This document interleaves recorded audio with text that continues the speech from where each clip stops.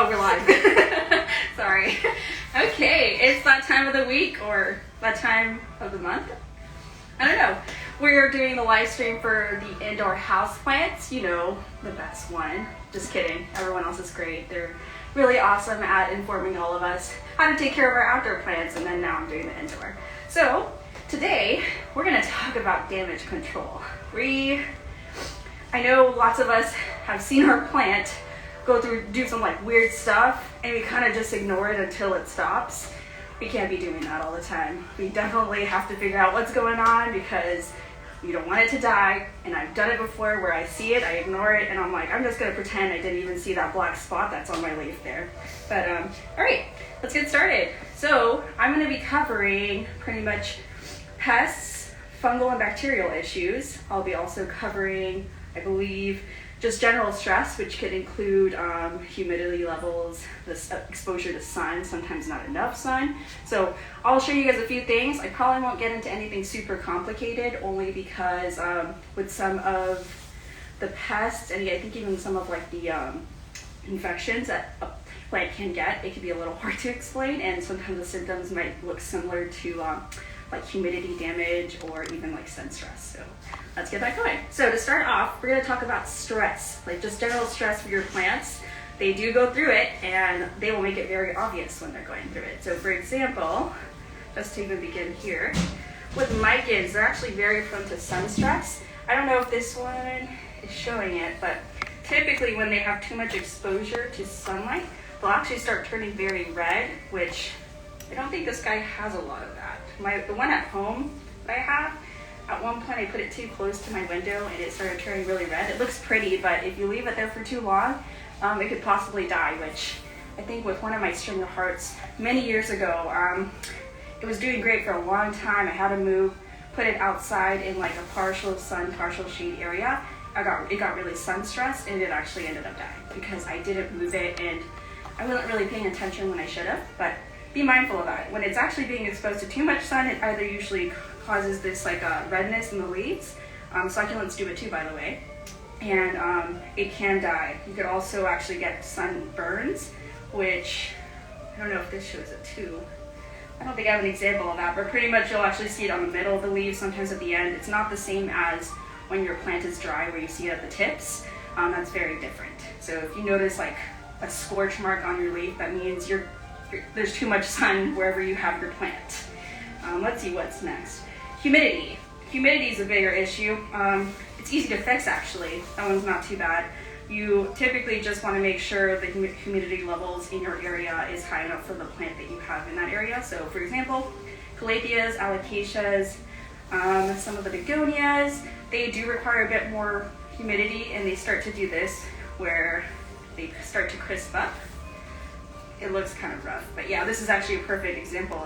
It's crisping up, and I could tell that it needs a lot more humidity. And sometimes you can't always offer that, so that's why I always make sure, I recommend to pretty much pay attention to where you're placing it, or when you're buying a plant, know like your humidity levels and your sunlight exposure, because that could make a huge difference to how this plant is going to do and thrive in your house.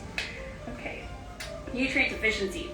That's actually another thing that causes stress. So whenever your plant is actually not getting enough nutrients, it'll start to struggle. The reason why is because, just imagine, in nature, these guys are usually in big open spaces where they're able to pull nutrients from the soil.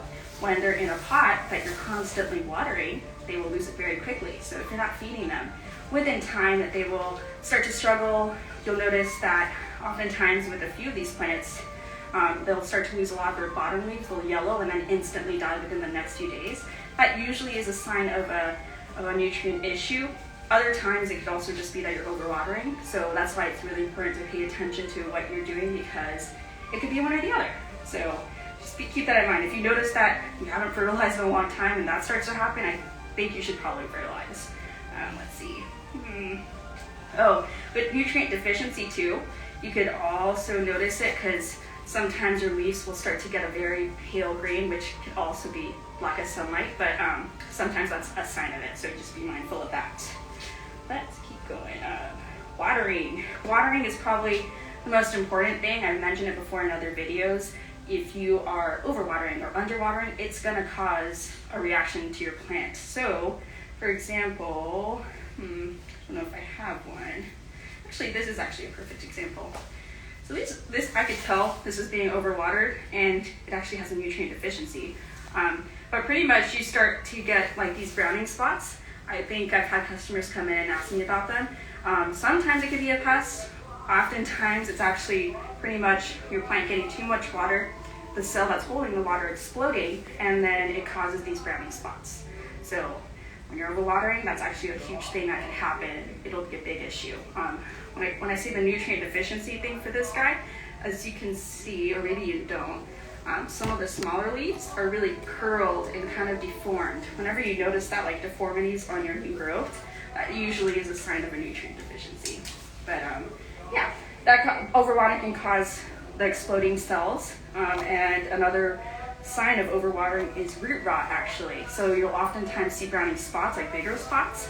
That usually is a sign to look at the root system and see if there's any like darkening of the root system, because that usually is a sign that there's a bacterial infection happening, and you usually have to remove all the infected root systems, and you also have to cut all of the leaves that are infected, because it's kind of hard to control and it won't just be resolved, it won't resolve on its own. So that's the biggest issue with bacterial infections and even viral infections sometimes. So keep that in mind. I believe there's also fungal issues that you can sometimes deal with indoor plants. I mentioned before a bit ago where you can sometimes get white mold on the top of your plants. I noticed that more with my peperomias and sometimes my Pelleas. Yeah, it's more so these types of varieties where they require a lot more humidity and watering.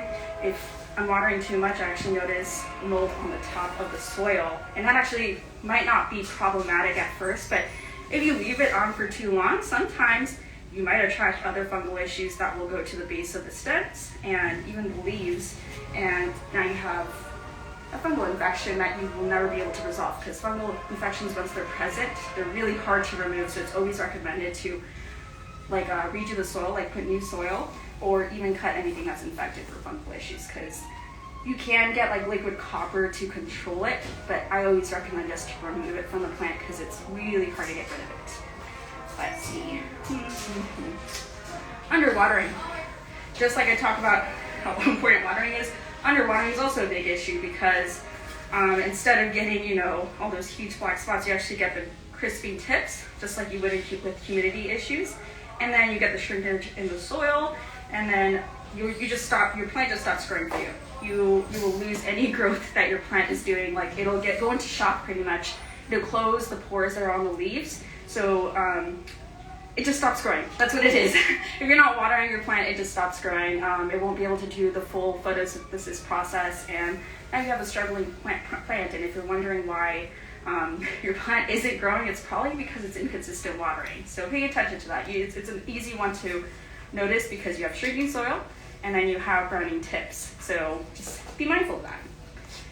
Last but not least, we have pests. So that's going to be probably one of the more concerning ones to have, because with watering you can usually control. With stress, that's easy to control too, but pests, they're a little harder to deal with, especially if you get thrips or scale, things that are really hard to get rid of. They're bound to happen, by the way, because it is an outside plant you're bringing indoors. Just because, like, let's say you've had it inside and then you've never had an issue, maybe a plant that you bring in one day from another nursery or a different location, you'll bring it into your house and maybe you didn't keep it away from the rest of your plants for a month or so, it will bring a pest. And that's why I think it's important when you first get a new plant, you kind of just put it into a quarantine zone just to make sure that you can pay attention and see if there's any pest problems or even fungal or bacterial issues, so it won't spread to your plants. So for pests, typically the one you will usually see with like these types of houseplants is the suckers, and then the ones that like to scrape the surface of the leaf. Often the scrapers are usually thrips, and there's like one more bug, and then the rest are usually suckers such as aphids, mealybug, and even scale. So this one, for example, just so you can see, it has old pest damage. It's not new, but and I can tell that because usually it should show up in the new growth. But if you look closely, this is actually spider mites, if I'm correct. It could also be thrips, but if you put it into the sunlight, that's a big way to like notice it. You'll see these little tiny holes on the leaves of your plant, and that's usually a sign that there's a pest attacking it. It's usually either sucking the nutrients within the leaf or scraping the surface of the plant, which I've had issues with in my own personal collection, and it's just pretty much making sure you have a very good insecticide. So oftentimes for any soft-bodied bugs such as mealybug, aphids, and even thrips, I usually do not use neem oil. That's for scale. But let's see. I use the insect killing soap. Safer has this, and then I believe Endol, which is probably my favorite one, and it's only because it has pyrethrin, if I'm correct, as the ingredient, and that does really well with directly killing insects that are on your plant. So Safer is a good company to have if you have to spray down your plants. Let's see. Monterey has also this spray, which has spinosad, and that is going to sit on top of the leaf. So if, let's say, when you spray, the bug is not there, you usually can spray this down, and when it comes back, it will adjust the leaf, and then it'll finally kill it. So this is a good recommendation if you can't physically see it. And then neem oil, finally. So this is more for scale, something that you have to physically remove versus spraying down. So with scale, you usually have to get a very soft bristled toothbrush or even a Q-tip, and usually spray the plant with this to make it easier to remove. That's really the only way you can get rid of scale. So there's that. And I was supposed to recommend the fertilizer. Let's say you have a nutrient deficiency. Any indoor fertilizer, like indoor houseplant fertilizer, should work just fine. We have some from Dr. Earth. I believe we also have one from Down to Earth, or I think it's Views, if I'm correct. We just have a ton of different indoor fertilizers. Like I've mentioned before, my favorite is fish guano, only because my plants seem to really love it. It just really stinks, so if you're willing to deal with that, I would really strongly recommend it. But I think that's generally it for what I have, and if you guys do have any questions or maybe you want me to diagnose it, feel free to come in. I'm more than happy to answer those questions.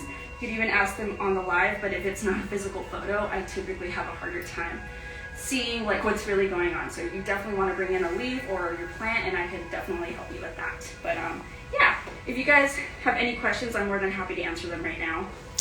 Okay, the first question is, my monstera is starting to have yellow leaves. I need help. So my first questions would probably be, are they starting from the base, any of the yellowing, any of the old leaves? Because if so, it's either having to be fertilized, replanted.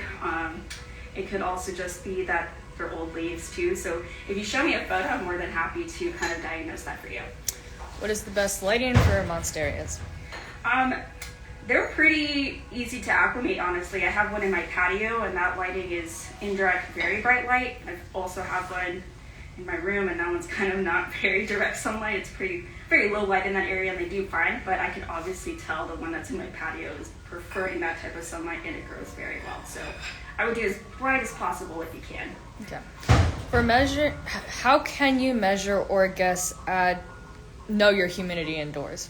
Oh, so there's actually humidity meters that are sold online in stores. I know we're trying to get some in. It's kind of been hard to source them, but pretty much there's a humidity meter that can show you what the temp, like the humidity temp is, and that will tell you if you need to add a humidifier or more pebble trays or get your plants more closer to each other to get the humidity up.